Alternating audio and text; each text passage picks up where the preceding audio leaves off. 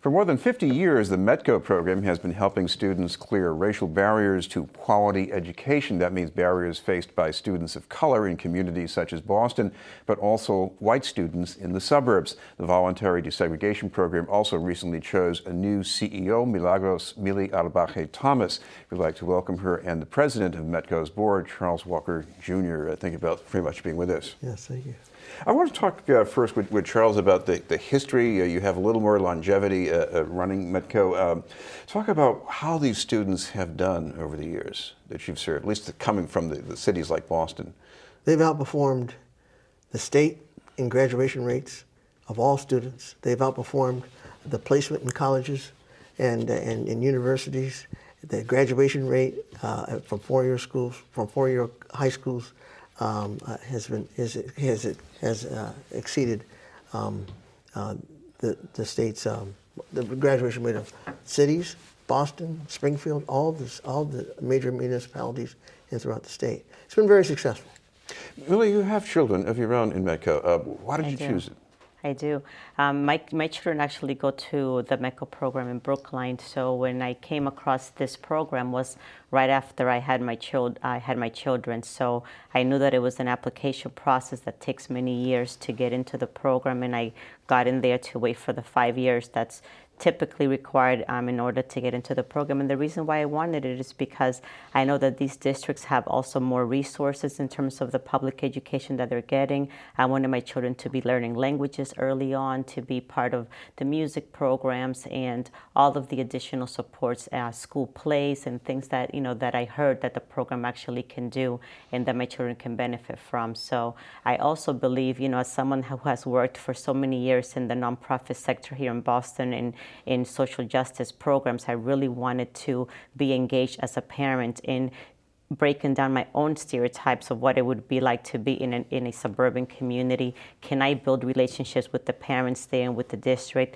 And also, what value do my children bring and do I bring as a person of color to that district? And that is one of the things that I set out to do as a parent with my superintendent and my principal, really trying to have those conversations around diversity, around equity in our curriculum, and around celebrating our different cultures. So I really felt like I had a role to play in how we can include ourselves into a suburban district, and I wanted to be part of that conversation, and I wanted my children to also share what they bring to the table.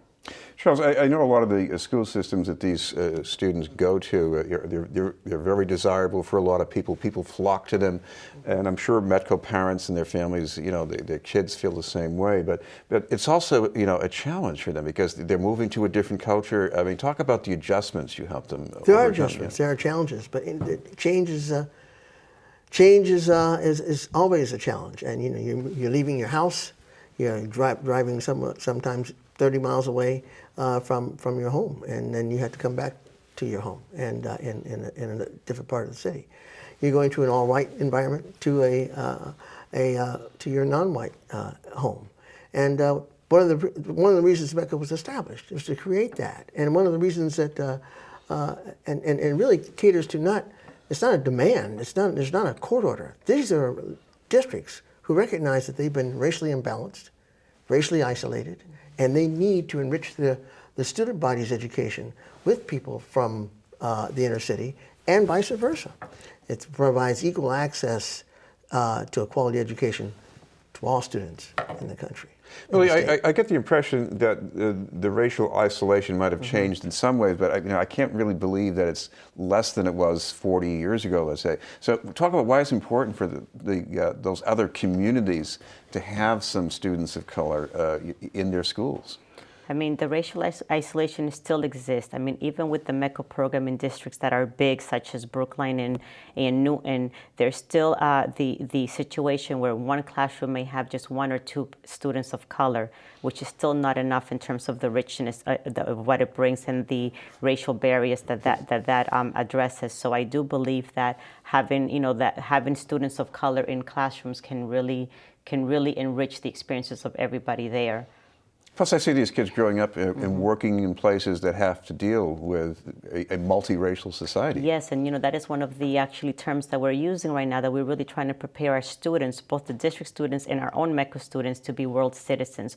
We want to prepare them to what the real workforce looks like, what the real world looks like. So even though some districts are actually diverse in terms of having maybe a larger community of Asians or Indian, in European countries, it still doesn't represent the urban community of Boston that's primarily African American and Latino. And I think right now, even in the METCO program, we don't have a lot of Latino families participating because of lack of access. They didn't understand the program. It came primarily from a different era in our country, where Latinos were not necessarily part of the equation. So we really do want to show that diversity in terms of the groups that we represent and that we bring to the table. If I can interject, I can say 60% of the world's population lives in Asia, and another 14% of the world's population live in Africa. That's 75%. So Europe countries are they're the minority group here.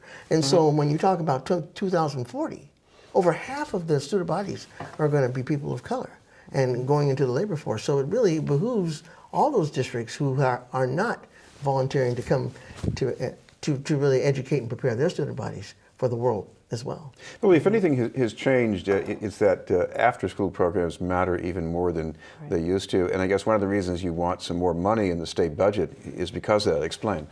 Yes, so right now our students are being challenged by the situation of transportation, because this is a busing program and the kids are being taken from Boston to 37 different districts.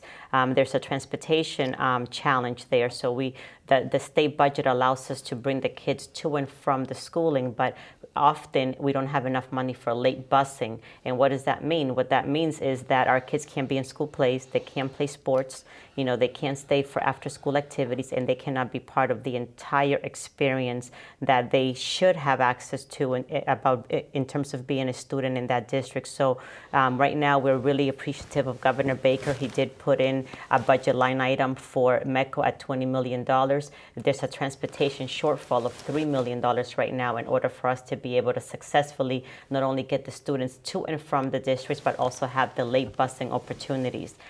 Just the other day, the districts tell me stories all the time of these challenges, and I met this girl at our stay at the State House, where she said she's been dying to be a cheerleader, and she doesn't have the opportunity to do that because there's no late bus, and that she's never ever been to a school play or to a sporting activity at her school. And those are the things that I just don't think it's fair for our students, and it's just not equitable if they cannot be part of the entire experience. So we're really asking for that $23 million support to fully fund our late busing. And also one of our goals is to really seek the private foundations and the district families that are in a position to support the program, so that we can do more in terms of what METCO has provided throughout the years in terms of cultural competency training for the districts, in addition to support services in Boston, because at the end of the day, they all live in this city.